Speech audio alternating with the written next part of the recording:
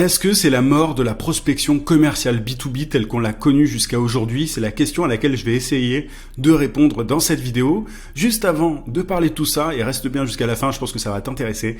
Mets un pouce sous la vidéo pour me montrer que ce genre de contenu te plaît, ça me poussera à en faire d'autres. Abonne-toi également à la chaîne si c'est pas déjà fait, j'ai des centaines de vidéos sur la vente, le marketing, l'entrepreneuriat, bref, et tout un tas d'autres sujets, donc ça risque de te plaire. Active la cloche de notification aussi pour ne pas rater mes prochains contenus, je publie une vidéo par semaine. Et dernière chose, si tu veux aller plus loin, une fois que tu auras regardé cette vidéo, si tu veux accélérer ta croissance, j'ai ce que j'appelle des emails secrets. Tu as le lien d'inscription en description, tu peux aussi cliquer sur le i, et en t'inscrivant, c'est très simple, tu vas recevoir chaque matin à 9h un email rempli de conseils, de méthodes, d'astuces pour trouver plus de clients et pour facturer des services à des tarifs premium. Mon meilleur contenu se trouve dans ces emails secrets. Il y a plus de 15 000 entrepreneurs qui sont déjà inscrits à l'heure actuelle.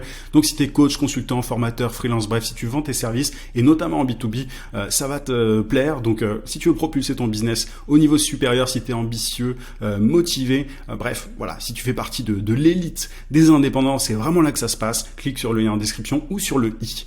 Ceci étant dit, je voulais commencer par un petit constat. Tu vois, pour faire suite à cette question, est-ce que c'est la mort de la prospection commerciale B2B? Il faut savoir aujourd'hui qu'il y a de plus en plus de concurrence. Il faut savoir que les gens envoient tout le temps les mêmes messages. Tu vois, sur un réseau comme LinkedIn, par exemple, les prospects se font bombarder. C'est-à-dire que ils se font bombarder de messages de prospection et c'est tout le temps les mêmes. Et tu l'as peut-être toi-même remarqué, moi je reçois souvent les mêmes messages, enfin ils se ressemblent tous, quoi. Ils sont tous ultra génériques, ultra bateaux, etc. Et il faut savoir que les prospects, à force de recevoir ce genre de messages, ils sont habitués. Ils sont habitués et du coup, qu'est-ce qui se passe derrière? Ils répondent de moins en moins. Tu l'as peut-être observé, moi j'enseigne notamment la prospection commercial sur LinkedIn depuis des années maintenant. J'ai clairement vu la différence entre 2017 par exemple et aujourd'hui. Voilà, il y a de grosses différences. Les prospects forcément répondent de moins en moins. Donc c'est de plus en plus difficile, si tu veux, d'avoir l'attention des prospects à cause de cette concurrence croissante, parce que leur radar, si tu veux, c'est aiguisé en fait. C'est-à-dire que ils détectent beaucoup plus facilement les messages de prospection quand on veut leur vendre des trucs, etc., etc. Donc c'est vraiment un constat et je pense que tu feras le même si t'es souvent sur LinkedIn par exemple. Et la solution qui est appliquée par la plupart des entrepreneurs pour pallier ça en fait, c'est d'envoyer des messages en plus gros volume avec de l'automatisation notamment, tu vois. Donc ils envoient des messages toujours génériques et ils font beaucoup de volume. Ils utilisent des outils et alors certains outils sont très bien, je critique pas, mais voilà, le problème c'est que il y a une réaction massive par rapport à cette diminution des taux de réponse et le truc c'est qu'il y a beaucoup de gens donc qui utilisent l'automatisation, qui crament des leads, des prospects, c'est-à-dire qui balancent des messages, mais voilà, ils se disent qu'ils vont faire encore plus pour pouvoir toucher des gens, mais ce qui se passe en réalité, c'est qu'il y a plein de prospects qui pourraient profiter de leur service, mais à côté desquels ils passent complètement parce que ils ont envoyé des messages génériques qui ressemblent à rien. Et tu vois, c'est-à-dire que moi par exemple, je peux te parler d'un cas, mais enfin, j'ai souvent des gens qui viennent me voir qui me disent ouais, j'ai essayé la prospection via tel logiciel d'automatisation, ça marchait pas. Tu vois, c'est un truc qui est extrêmement courant. Pas plus tard que la semaine dernière, j'avais encore un client qui avait fait ça, qui est venu vers moi parce que il avait automatisé, il pensait que c'était la solution ultime à tous ses problèmes et il s'est rendu compte que ça marchait pas mieux. Il y a d'autres personnes, au lieu de faire du volume avec des outils, qui vont à l'inverse, en fait, faire ce qu'on appelle du social warming, c'est-à-dire qu'ils vont aller liker des posts, ils vont aller commenter les posts d'autres personnes. Je prends toujours le cas de LinkedIn, puisqu'on est en B2B. Donc, t'as pas mal de personnes qui vont faire ça, qui vont aller commenter des posts, liker des posts, et t'as pas mal de gourous du domaine qui te disent qu'il faut faire ça. Le truc, c'est que c'est extrêmement chronophage. Si t'as déjà essayé, tu vois, d'aller commenter tout un tas de posts tous les jours, etc., pour avoir un taux de retour et d'acceptation de tes invitations LinkedIn derrière plus important et un taux de réponse plus élevé, tu t'es rendu compte que c'est extrêmement chronophage d'aller commenter les posts des autres, d'aller les liker, etc. Il y a des gens qui font ça très bien, il y a des gens qui aiment bien faire ça, mais très honnêtement, c'est quand même la minorité, on va pas se mentir. Si t'es comme moi, t'as pas envie de passer tes journées à liker des posts, à commenter, etc. Alors parfois, il y a des trucs très intéressants et c'est très bien, mais voilà, t'es entrepreneur, t'as un business à faire tourner. Tu peux pas te permettre de passer tes journées à aller liker et commenter les posts des autres pour qu'ils acceptent plus facilement tes invitations et pour que derrière ils aient envie de te répondre. Et il y a d'autres personnes, ce qu'elles font, c'est qu'elles se mettent à publier du contenu sur LinkedIn. Elles se disent bon ben voilà, le taux de réponse est de plus en plus faible en prospection. Du coup, ce que je vais faire, c'est que je vais publier plus de contenu sur LinkedIn, je vais publier des carousels, des vidéos, etc. Ça va me permettre d'attirer des prospects. Le truc, ce dont on s'est rendu compte, c'est que au fur et à mesure du temps, il y a une baisse de la portée des publications sur LinkedIn. C'est-à-dire que, tu vois, il y a forcément de plus en plus de gens qui postent et LinkedIn en fait a intérêt à diminuer, comme tout réseau social, à diminuer la portée des publications pour que les gens aient envie de payer de la publicité.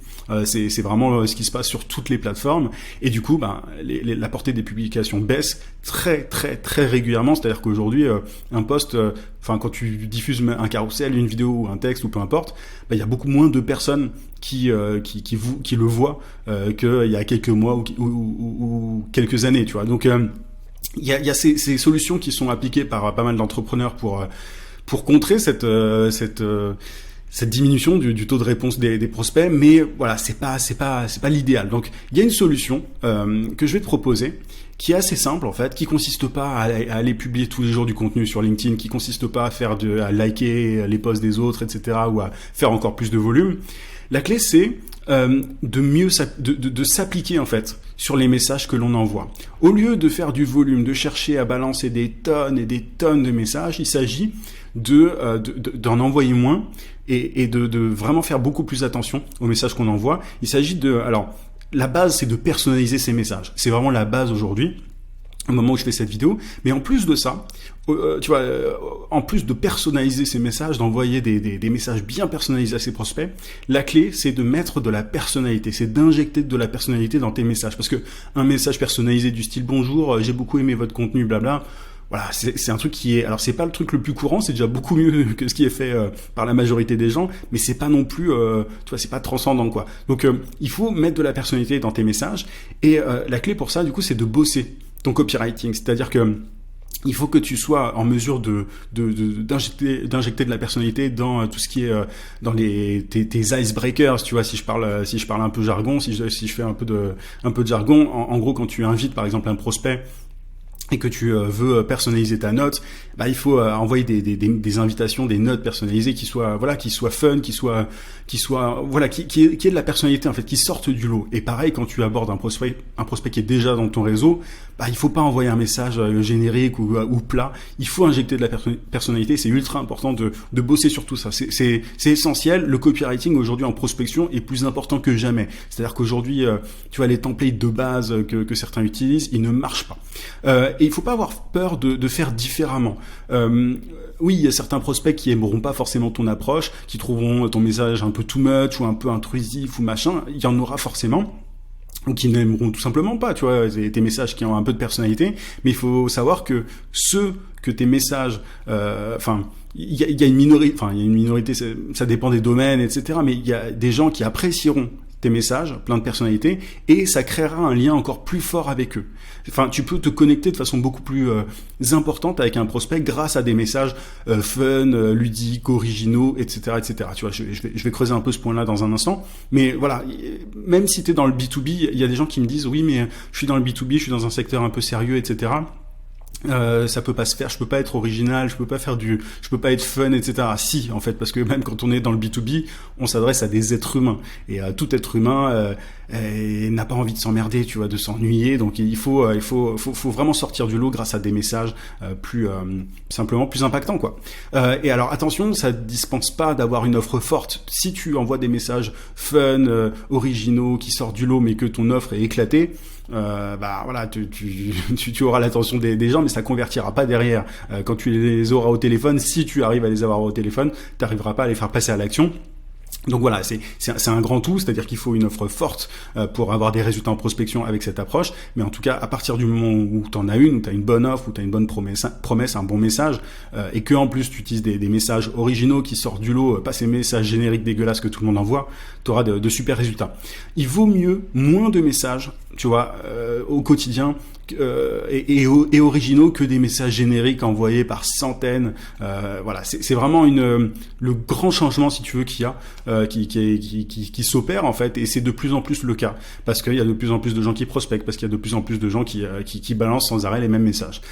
Quelques idées du coup, parce que tu te demandes peut-être, ok, très bien, je veux bien envoyer des messages originaux, fun et tout, mais qu'est-ce que je dois faire concrètement? Quelques idées. Je veux pas donner de template ou quoi que ce soit, parce que l'idée, c'est quand même que tu t'appropries tout ça. Mais ce que tu peux faire, c'est des messages dans lesquels tu appliques dans lesquels t'es honnête de façon quasi radicale. Souvent, c'est un truc qui intrigue les gens, tu vois. Tu peux tout à fait d'entrée de jeu dire à la personne, bon, je vous ai pas trouvé par hasard, j'ai clairement quelque chose à vous vendre, est-ce qu'on peut quand même se parler? Enfin, c'est un exemple, tu vois, mais tu peux tout à fait être frontal sur le fait que tu as quelque chose à vendre, au lieu d'être un peu sneaky, de la jouer un peu progressive et tout, comme beaucoup de gens qui essaient de cacher le fait qu'ils ont un truc à vendre. Tu peux tout à fait, par exemple, voilà, j'ai un truc à vous vendre, c'est très très cher, mais je suis sûr que ça peut vous être utile, est-ce que vous voulez qu'on en parle? Enfin, tu vois, c'est un exemple, c'est une idée. Mais tu peux appliquer l'honnêteté radicale. Tu peux aussi expliquer que tu t'as pas trouvé ce prospect par hasard. T'as clairement ciblé ce prospect parce qu'il était dans telle base de données. Ou alors tu peux lui dire félicitations, je vous ai trouvé dans telle base de données. Vous avez rien gagné, mais simplement le droit de recevoir mon offre. Enfin, tu peux. Là, je dis n'importe quoi, tu vois. Mais l'idée, c'est juste d'appliquer de l'honnêteté radicale. Et en général, ça peut amuser pas mal de personnes. J'ai eu pas mal de prospects qui ont trouvé ça amusant. Tu peux aussi poser des questions absurdes. Tu peux poser des questions absurdes sur vraiment qui n'ont absolument rien à voir avec ton sujet. Tu peux aussi faire des devinettes, des blagues. Enfin, amuse-toi. Tant que évidemment tu arrives à retomber sur tes pattes et à ramener le sujet. Mais le simple fait de faire ça, tu vas avoir l'attention de ta cible. Et ça va. Tu vois, moi j'ai plein de prospects qui me disent souvent, ça change. Votre approche est originale. Enfin quelqu'un qui balance pas un message de vente. Classique, tu vois. Donc bref, essaye de t'amuser par rapport à ça, mais ce que je t'invite à faire, c'est envoyer moins de messages, faire moins de volume et avec des messages génériques, et vraiment personnaliser tes messages, injecter de la personnalité. Je te garantis que tu auras beaucoup plus de retours. Tu vas me dire oui, mais c'est plus long, etc. C'est plus long à faire au départ, mais c'est un temps que tu gagneras par la suite, parce que quand tu envoies des tonnes de messages et que générique, tu dois faire des tonnes de relances, tu dois ensuite courir après les prospects, tu dois les relancer, tu dois essayer de les convaincre à fond par téléphone. Quand tu as une approche plus originale, plus décalée, tu prends du temps au début de ton processus commercial, mais après, les quelques personnes avec qui tu arrives à échanger sont plus qualifiées, sont plus intéressées, c'est plus facile de les convertir, etc. Donc, il y a un vrai intérêt à faire ça. Donc, la mort de la prospection commerciale B2B. Alors, est-ce que la prospection commerciale B2B est morte? Je pense que elle est en train de mourir, en tout cas. Tu vois, cette prospection classique, générique, ultra chiante, elle est en train de mourir. Et j'ai envie de dire tant mieux, en fait, parce que ceux qui ont une approche plus intelligente, maligne et originale ont plus de résultats. Donc moi en tout cas c'est ce que j'enseigne dans mes contenus et notamment dans mes emails secrets. Donc si ça t'a plu, si cette vidéo t'a intéressé et que tu veux aller encore plus loin, si tu veux développer ton business plus rapidement, inscris-toi, t'as le lien d'inscription en description. Tu peux aussi cliquer sur le i, je parle très souvent de prospection et notamment sur LinkedIn, et n'oublie pas de mettre un petit pouce pour booster cette vidéo auprès de l'algorithme de YouTube. C'est toujours très utile. Je te souhaite plein de succès en tout cas et je te dis à très vite. À plus.